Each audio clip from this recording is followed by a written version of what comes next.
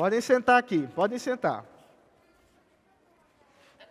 Aqui, ó, as crianças podem sentar aqui.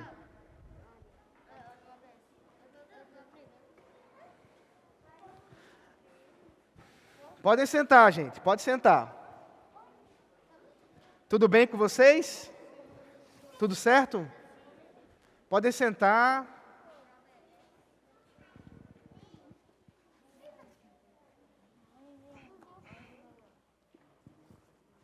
Pronto.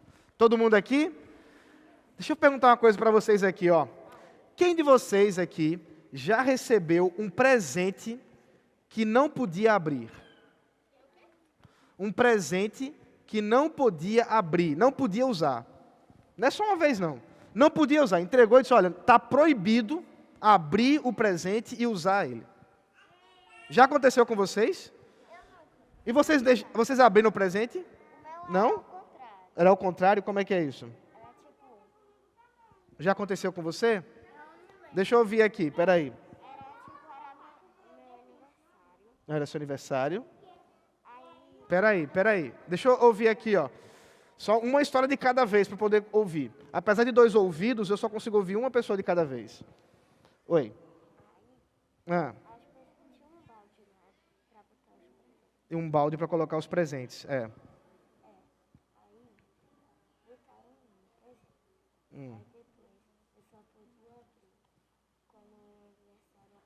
Ah, só podia abrir quando o aniversário acabar. Mas podia abrir, não podia? Teve alguém que não pôde abrir nunca o presente? Aconteceu com vocês já? Agora, peraí, deixa eu ver uma coisa aqui com vocês. Para que serve um presente que a gente nunca pôde abrir? Serve para alguma coisa? Uma lembrança. Hã? Acho que não, né? Agora, você pegou. Mas para que serve o presente? Para brincar, depende do que está ali, né? Mas você só vai descobrir se você abrir o pacote, não é mesmo? Aí você vai descobrir. Então, os pacotes servem para quê? Para ser abertos, né? Diz. A maioria dos presentes não vieram com embalagem, é verdade. Mas já imaginou um brinquedo que você ganhou e seu pai dissesse assim, ó, tá aqui o brinquedo, mas você não pode brincar. Serve para alguma coisa isso? Isso é uma coisa boa? Eu acho que não é não também. Agora deixa eu falar uma coisa para vocês aqui. O problema é que esse presente foi criado, ele foi preparado para ser usado. Se foi um brinquedo, é para a gente poder brincar. Se foi uma roupa, é para a gente poder vestir. A maioria dos brinquedos são feitos na China, isso é verdade. Mas olha só, o brinquedo é feito para brincar. Agora, peraí, eu tenho uma outra dúvida, presta atenção aqui. E para que a gente foi criado? Quem pode me dizer? Para o quê? Para servir a Deus. Para que a gente foi criado? Para a glória de Deus. Olha só. Para que serve alguém que foi criado para a glória de Deus e não glorifica a Deus?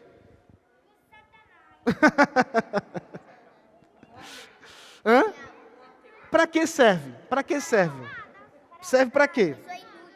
É inútil, é isso mesmo, é inútil. Essa palavra é muito boa, porque uma pessoa que não gosta de Jesus é inútil. É verdade. Olha só, presta bem atenção. O apóstolo Paulo, lembra dele? Eu sempre falo dele, né? O apóstolo Paulo, escrevendo para o pessoal lá em Roma, ele disse assim, olha, todo mundo foi criado para glorificar a Deus. Mas tem gente que fica em silêncio e não glorifica a Deus quando deveria glorificar a Deus. E sabe o que acontece?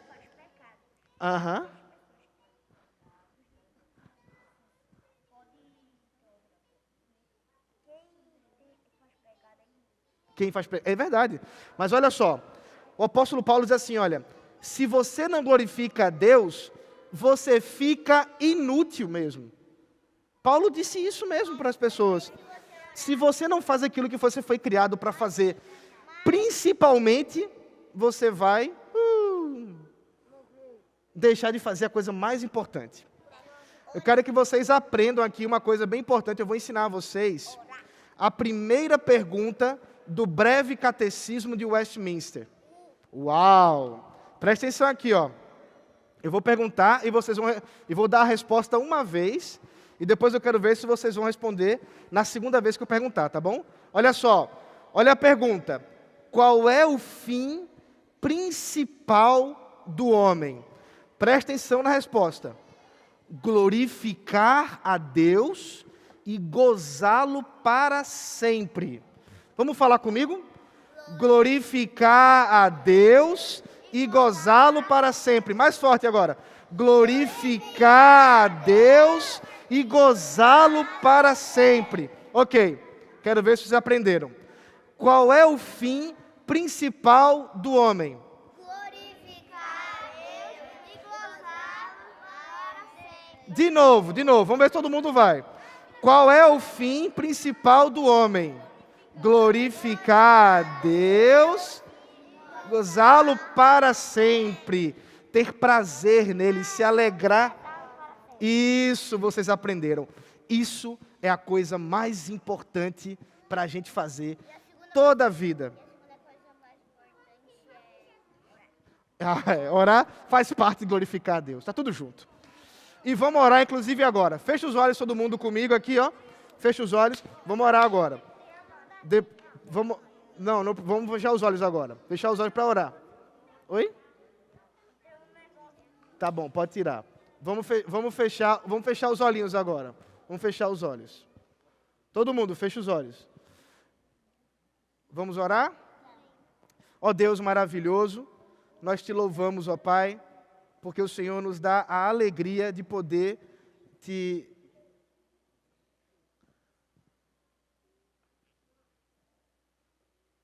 Nós te damos, ó Deus, louvor e glória, ó Pai, porque o Senhor nos dá condições de te servir e de glorificar o teu nome. Abençoa, Senhor, nossos pequenos, para que cresçam e que possam te louvar e te honrar desde agora até quando ficarem adultos, ó Deus, segundo a tua santa vontade, em nome de Jesus. Amém. Vocês agora vão lá com as tias, que vão continuar a falar com vocês sobre Deus. Os pastores vão falar com vocês, tá bom? Exatamente como colocá-lo lá em casa, a companhia de transportes não disse que não conseguiria colocar no apartamento, e então deixamos aqui por um tempo. E aqui ficou o piano não tocado. Eu lembro dos irmãos da música que olharam e disseram, e agora, o que esse pastor está inventando? Chegou agora e já colocou um piano. E o piano ficou ali, paradinho, servindo de figuração aqui, mas sem que fosse tocado. Pensando nisso, há uma música chamada Unplayed Piano, piano não tocado, de um músico chamado Damien Rice. Ele escreveu essa música em homenagem a uma mulher que ganhou, inclusive, o Prêmio Nobel da Paz, chamada Aung San Suu Kyi. Eu não sei exatamente se o nome dela é assim, mas é algo nesse sentido. Hoje, ou melhor dizendo, até o ano passado, ela foi a conselheira do Estado do Mianmar, mas houve lá mais um golpe, mas isso é outra história. O ponto é que essa mulher ficou presa por 15 anos na sua casa. Ela não podia sair de casa e ela foi como presa política, por uma questão lá do seu país, e por 15 anos ela não podia sair de casa, então esse músico, em homenagem a ela, escreveu essa música, O Piano Não Tocado. E o grande ponto da música é, um piano não tocado, para que ele serve? Mas um piano não tocado ainda tem uma melodia, mas se ela não for tocada, quem ouvirá? Quem vai ouvir um piano que não é tocado? Para que serve um piano que não é tocado? Talvez para colocar algum vaso de decoração, alguma coisa que não é exatamente aquela pela qual ele foi feito para ser. Um piano não tocado, no final das contas, não serve para aquilo que ele foi criado. Nós estamos iniciando agora uma sessão na carta que fala do pecado. E os irmãos vão notar que na nossa caminhada, nos próximos domingos, pecado será o grande tema dos sermões, porque esse é o tema que o apóstolo Paulo passa a tratar do capítulo 1, versículo 18, até o capítulo 3, versículo 20, onde finalmente ele nos expõe a universalidade do pecado. Como que todos os homens são pecadores e estão condenados diante de Deus. Inicialmente, Paulo passa a falar dos gentios. Depois, ele falará também dos judeus, até que finalmente conclui dizendo que quer judeus, quer gentios, quer você tenha nascido no Japão, na China ou no Brasil, se você nasceu, você é um pecador. Mas o grande ponto que Paulo desenvolve agora, nesse texto que acabamos de ler, é que o homem, tendo sido criado para adorar a Deus, para glorificar a Deus, não fez isso. Portanto, a grande história da humanidade poderia ser colocada num filme chamado O Silêncio dos Culpados. Eu sei que tem o silêncio dos inocentes, mas não é o nosso caso. O nosso caso é o silêncio dos culpados. E é exatamente sobre isso que vamos tratar hoje, verificando o porquê desse silêncio terrível daqueles que são e estão culpados diante de Deus. Primeiramente, nós vamos observar a ira de Deus contra a injustiça. Veja o versículo 18 mais uma vez. A ira de Deus se revela do céu. Se você voltar um pouco os seus olhos, você vai ver que no versículo 17, o apóstolo Paulo também falou de revelação. Mas ali ele falou de uma revelação positiva, ele diz, porque a justiça de Deus se revela no Evangelho. Mas agora ele diz que a ira de Deus se revela dos céus. E ele quer claramente fazer um contraste entre aquilo que Cristo faz ao ter morrido na cruz, a grande história do Evangelho, como vimos na semana passada, e aquilo que o céu anuncia. O céu agora se torna como uma espécie de símbolo da ira de Deus. E talvez uma ilustração que possa ajudar os irmãos a compreenderem o que Paulo quer dizer aqui, é uma música que talvez, pelo menos aqueles que foram criados na igreja, vão se lembrar. E eu lembro disso perfeitamente, porque eu lembro das escolinhas dominicais, com as professoras cantando essa música, e eu em casa, com muito medo, lembrando dela. E a música diz mais ou menos o seguinte: cuidado, boquinha no que fala. Cuidado, olhinho o que vê. Cuidado, pezinho onde pisa, porque o Salvador, de onde? Dos céus está olhando para você. Olha o problema. Ali está o Deus dos céus. E você pode até se enganar e fechar as cortinas. Pode ser uma cortina blackout, não tem problema. Mas o Deus dos céus está olhando para você. E eu me lembro perfeitamente do meu medo enquanto criança, olhando para os céus dizendo, o que será de mim? Porque Ele está olhando para tudo o que eu faço. É exatamente isso que Paulo está ilustrando aqui. A ira de Deus se revela dos céus, porque os céus é expressão de algo que está em todos os lugares. Não há nenhum lugar da estrutura terrestre que os céus não estejam presentes. Os céus, pelo menos como nós compreendemos. E portanto, se a ira de Deus se revela dos céus, nós estamos falando de um Deus que está olhando para tudo o que fazemos, que conhece os nossos pensamentos mais íntimos.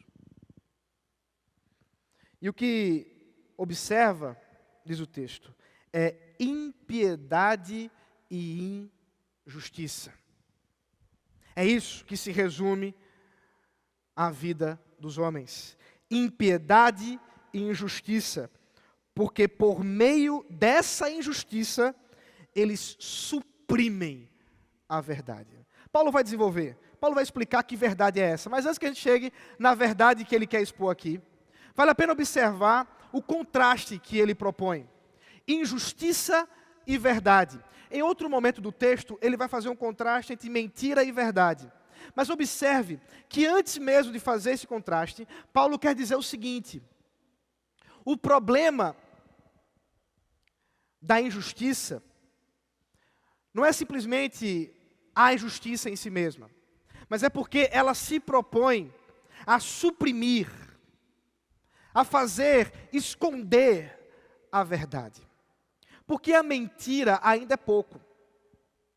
O que Paulo quer mostrar para nós é que toda mentira, toda tentativa de fugir da realidade, toda tentativa, no final das contas, de negar a vontade de Deus, a presença de Deus, a lei de Deus, é uma tentativa interessada, por causa da injustiça, em fazer contra Deus impiedades e perversões.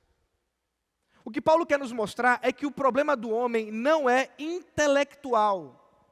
O problema do homem não é que simplesmente ele chega a uma conclusão racional de que Deus não existe. O problema do homem não é que simplesmente ele observa a realidade e ele diz assim: a lei de Deus não faz sentido, porque simplesmente não é assim que acontece. O problema do homem é que ele olha para Deus, ele olha para a lei de Deus e ele diz: eu não quero que alguém mande em mim, eu não quero que alguém me diga o que fazer, eu não quero um Deus que me olhe dos céus. Portanto, a minha injustiça, a minha perversão, a minha maldade precisa negar a verdade de Deus. E para mostrar que não há dúvida a respeito disso, que de fato esse é o caso, que essa é a situação de todos os homens, que essa é uma descrição da anatomia do nosso coração sem Deus, Paulo passa a argumentar a respeito dos homens, a mostrar como esse homem vai se relacionar com os céus. Porque, veja, que Deus se revela, e a sua ira se revela dos céus, porquanto Ele já se revelou na criação. Nós lemos no começo do culto, o Salmo 19, que é um salmo claramente citado aqui, de forma indireta. Paulo parece fazer um contraste entre a criação, que glorifica a Deus, os céus que proclamam a glória de Deus, e os homens que se negam a fazer isso, mesmo diante da glória manifesta e clara de Deus em suas vidas. E aqui, portanto, um contraste muito curioso, porque como nós vimos no Salmo 19, os céus proclamam a glória de Deus, a criação manifesta essa glória de Deus, mas veja, os céus não têm lábios. Como que algo que não tem voz diz, glorifica, louva ao Senhor, enquanto que aqueles que têm voz não fazem. Então, Paulo mostra que, enquanto a criação glorifica a Deus, e o homem se nega a fazer isso, a ira de Deus pesa contra eles. Porque Deus se manifestou a todos os homens. Veja o versículo 19. Pois o que se pode conhecer a respeito de Deus é manifesto entre eles, porque Deus lhes manifestou. Porque os atributos invisíveis de Deus, isto é, o seu poder, a sua divindade, claramente se reconhecem desde a criação do mundo, sendo percebidos por meio das coisas que Deus fez. Veja que Paulo está mostrando que simplesmente não existe ateu. O argumento de Paulo é: não há nenhum homem, nunca houve e nunca haverá que possa dizer: eu não sei quem é Deus. Simplesmente isso não pode ser feito. Por quê? Porque Deus se manifestou. Todos os homens detêm algum sentido, alguma capacidade interna para olhar para as coisas e simplesmente reconhecê-las vindas do Criador, vindas da divindade, vinda daquele que é eterno, porque todas as coisas criadas por Deus estão ali com sua impressão digital. Manifestam a sua glória, o seu poder. Portanto, quando o homem olha para tudo isso, vendo a beleza da criação, e ele simplesmente nega a Deus, ele se torna indesculpável. Ele é indesculpável. É assim que termina o versículo 20. Por isso, os seres humanos são indesculpáveis. A doutrina da revelação geral, a qual explica e sistematiza exatamente essa verdade que Paulo está trazendo aqui. A verdade de que há uma revelação da parte de Deus que culpa todos os homens. Não há ninguém inocente no universo. Não há um homem sequer que possa chamar-se de inocente. Nenhum. Todos são culpados diante de Deus. E essa realidade do coração humano, que muitas vezes quer ser negada pela nossa sociedade. Há várias teorias a respeito do ser humano que dizem, não, o homem ele é naturalmente bom. O problema é a sociedade que o corrompe. Não, houve um tempo do bom selvagem, como diz Rousseau, em que o homem estava ali e não havia guerra, todos se entendiam, até que alguém disse, isso aqui é meu. E uma vez que a propriedade privada foi criada, guerra, e agora os homens vivem em inimizades. Simplesmente isso não é o caso. A palavra de Deus nos revela algo muito profundo a respeito de nós mesmos.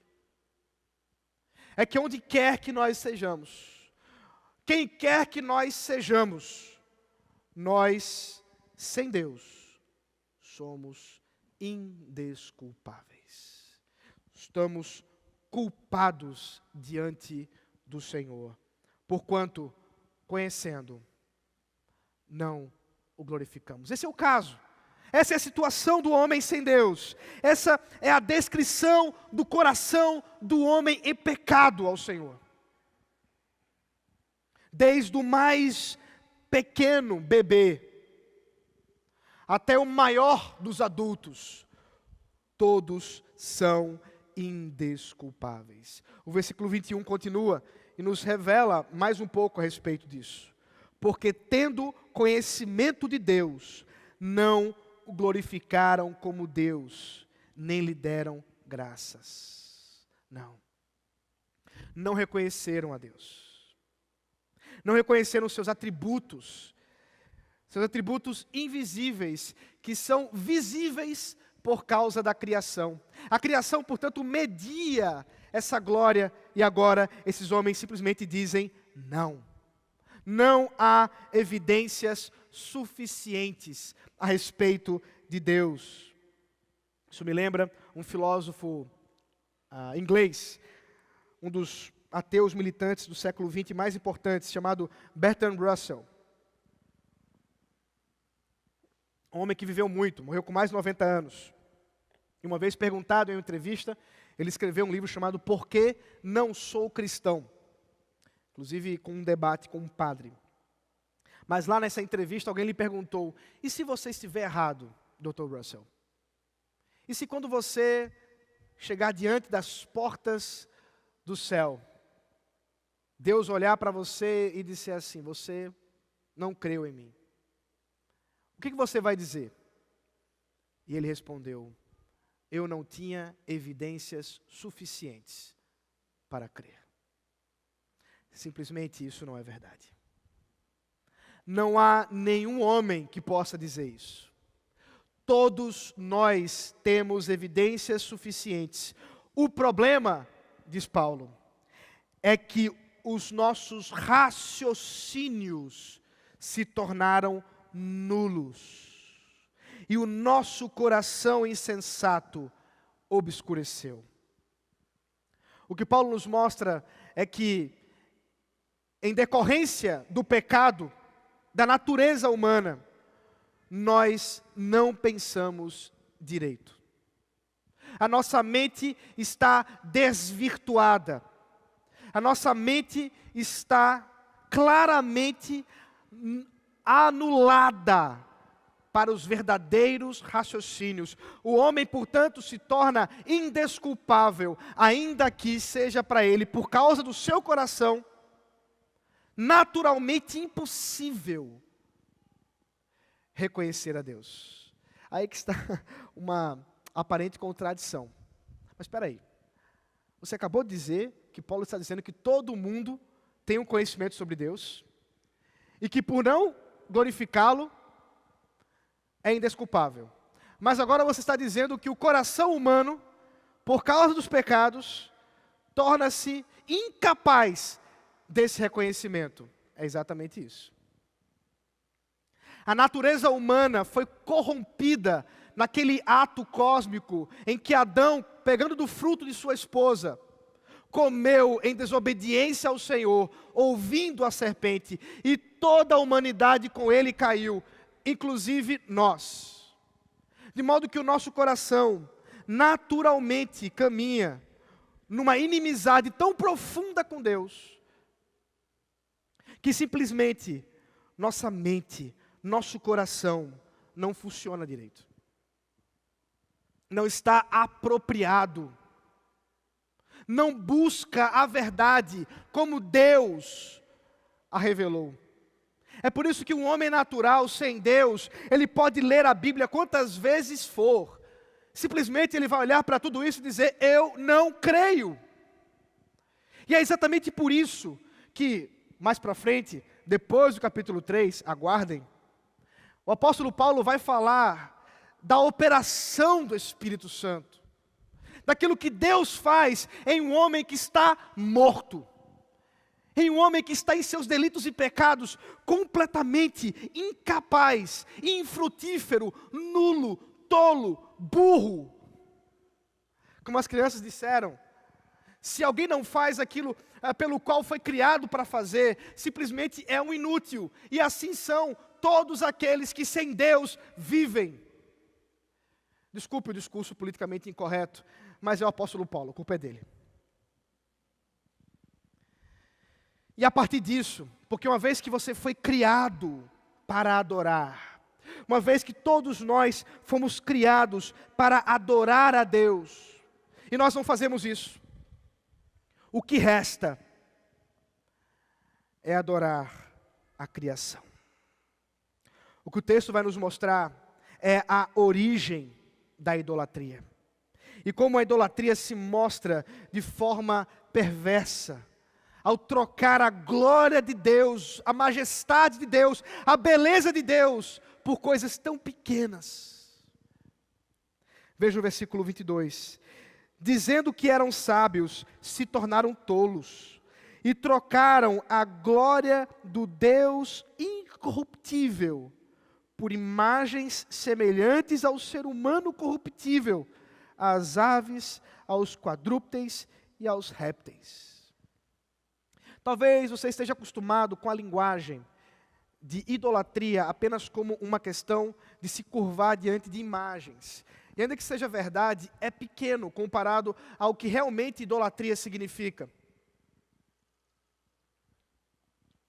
É por isso que muitas vezes eu vejo evangélicos dizendo algo mais ou menos assim: ah não, veja só, nós somos evangélicos porque nós não cremos, nós não somos idólatras. Mas tem linhas cristãs, como por exemplo o catolicismo romano, em que eles se curvam diante de imagens, e por isso eles são idólatras. Calma aí. Calma aí que o problema é maior. Calma aí que o que Paulo está nos mostrando é algo muito mais profundo a respeito da idolatria. Porque a idolatria não é simplesmente você se curvar diante de uma imagem, mas é você trocar a glória, a majestade, o poder de Deus pelo poder de outra coisa menor da criação. É você mudar o poder da redenção em Cristo Jesus para buscar uma redenção em outra coisa, para buscar alívio em outra coisa, para buscar esperança em outra coisa. E é exatamente isso que muitas vezes o nosso coração milita. É exatamente assim que nós manifestamos o nosso coração. E o texto nos fala que os homens, em busca de sabedoria, em busca, portanto, de se exaltarem na sabedoria, se tornaram tolos. Completamente tolos, porque negaram o conhecimento de Deus. Vamos voltar para o Éden. Lá está Adão e Eva. A serpente surge, um personagem estranho. Capítulo 3 de Gênesis nos fala sobre isso. E de repente, naquele diálogo muito confuso entre a serpente e Eva, ao que parece, o texto nos mostra, pela forma como a própria serpente se porta, Adão está presente, calado, mas está ali. E a serpente diz, simplesmente não é assim que as coisas vão acontecer. O que Deus disse a respeito de comer do fruto não é verdade. A verdade é que vocês serão como Deus. E os olhos daquela mulher, juntamente com o do seu marido, brilharam. A idolatria é exatamente a mola propulsora que nos leva ao pecado. É exatamente por nós abandonarmos a glória de Deus, a lei de Deus, a vontade de Deus, que nós vamos caminhar segundo a vontade de outras coisas. Inclusive, o pior de todos os ídolos, nós mesmos. Desafio para os nossos tempos, do culto de si mesmo. Vivemos dias em que a grande resposta para quase todos os problemas da humanidade é: ame-se mais, ame-se a si mesmo, você precisa se valorizar mais, pois eu quero lhe dar uma notícia, isso é idolatria. Porque simplesmente não tem como a gente se amar mais, porque esse é o maior problema da humanidade. Nós já nos amamos demais, queremos o melhor, a despeito inclusive dos outros. Insatisfeitos com a nossa vida, insatisfeitos com a nossa posição, insatisfeitos com a nossa situação financeira, insatisfeitos com a nossa vida amorosa, insatisfeitos com nossos filhos, insatisfeitos com o mundo. Talvez a solução seja sair dele. Nada mais idólatra do que isso. Nada mais louco, como o próprio apóstolo Paulo diz, do que tentar manifestar glória, ou dar glória a alguma coisa que simplesmente não tem, porque é corruptível, que não dura, porque simplesmente não vai continuar. É João Calvino, nosso teólogo, pai da nossa tradição reformada, que diz: o coração do homem é uma fábrica de ídolos. Isso é uma realidade, meu irmão. De fato, nós somos uma fábrica de ídolos. Nós somos uma fábrica de desejos. O que você deseja hoje?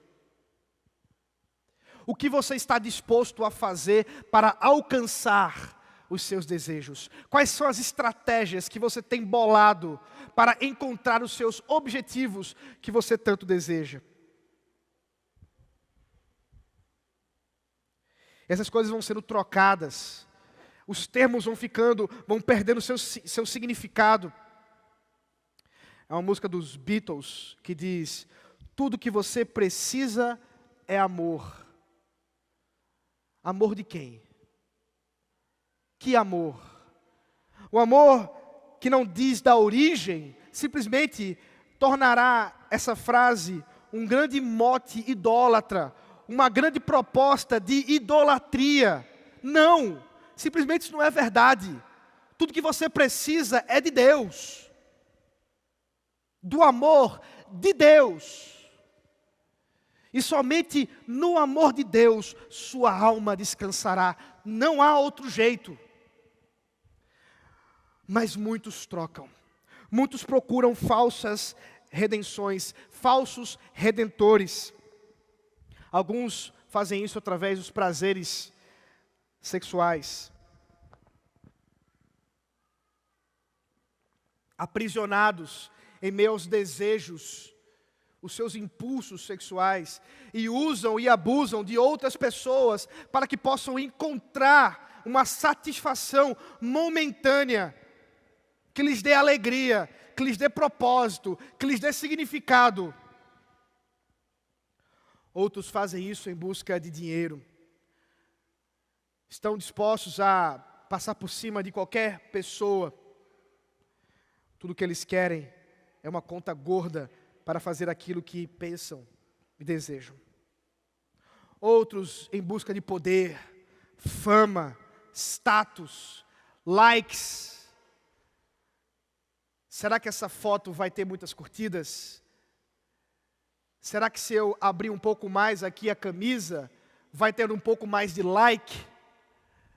Será que se eu mostrar uma foto minha antiga, onde eu estava num momento de felicidade, o qual simplesmente não é verdade hoje, eu vou encontrar um pouco de satisfação em meio às pessoas dizerem: nossa, como você está bonito, nossa, como você está bonita, eita, que chique. É isso que alegra o seu coração? É isso que te dá satisfação? É isso que a sua alma tem descansado?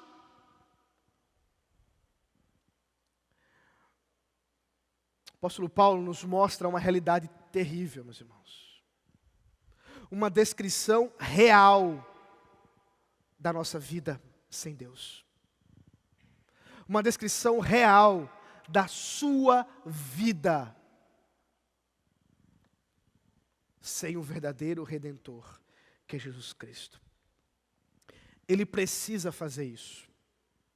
É necessário que ele mostre as más notícias antes que ele aponte finalmente qual é a boa notícia do Evangelho.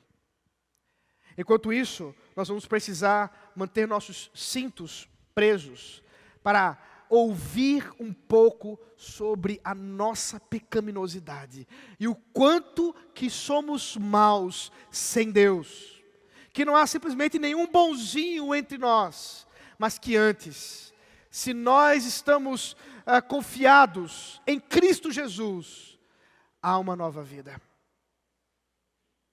De fato, um piano sem tocar só serve para, passado o tempo, estragar e ser queimado como madeira velha. É isso que resta a um piano não tocado. Nós simplesmente não temos desculpas para não glorificarmos a Deus. Motivos são muitos. Motivos que vão desde a obra da criação até finalmente a obra da redenção da cruz, em que Cristo derramou o seu sangue para que homens maus, como eu e você, pudéssemos encontrar a verdadeira salvação e fôssemos achados justos diante da nossa indesculpabilidade. Afinal de contas, qual é o sentido da vida? Afinal de contas, do que vale tudo isso que vivemos? Essa é a pergunta. E a resposta é aquela que eu disse às crianças, e eu preciso concluir da mesma forma que fiz com elas. Afinal de contas, qual é o sentido da vida? Qual é o sentido da vida? Não é outro, senão glorificar a Deus e gozá-lo para sempre. Não é outro, senão atribuir glória e louvor a Deus, adorá-lo, todos os dias da nossa vida, e em especial quando estamos reunidos aqui como igreja, e se alegrar nisso, e se deleitar nisso, e viver assim em satisfação com Deus, mesmo diante de problemas, ao qual todos nós vivenciamos. Os quais todos nós vivenciamos. Por isso, meu irmão, minha irmã, diante dessa verdade tão terrível, da ira de Deus que se revela do céu, apegue-se nessa noite à beleza da verdade que está ainda oculta nesse texto, mas que para nós já foi revelada. É que o Evangelho foi revelado em Cristo. E que todos aqueles que creem têm seus corações transformados, seus raciocínios restaurados, e podem, portanto, manifestar a glória de Deus, se unirem à criação e poderem, portanto, adorar ao Deus vivo que reina para todo sempre. Amém. Santo Deus, nós te louvamos, ó Pai, pela tua palavra maravilhosa, porque ela nos atinge no mais íntimo do nosso coração. Ela abre e expõe as feridas da nossa alma, as idolatrias do nosso ser, os anseios, os desejos pecaminosos, naturais do nosso coração, como também nos dá o remédio certo, aquilo que pode sarar as feridas, que pode tirar o coração de pedra e colocar um coração de carne, a verdadeira conversão que só pode vir por meio da fé. Essa fé que o Senhor mesmo faz brotar em nós, que estávamos mortos em nossos delitos e pecados. Por isso, Senhor, nos arrependemos mais uma vez, confessamos mais uma vez os nossos pecados, o nosso silêncio, quando deveríamos glorificar o Teu nome.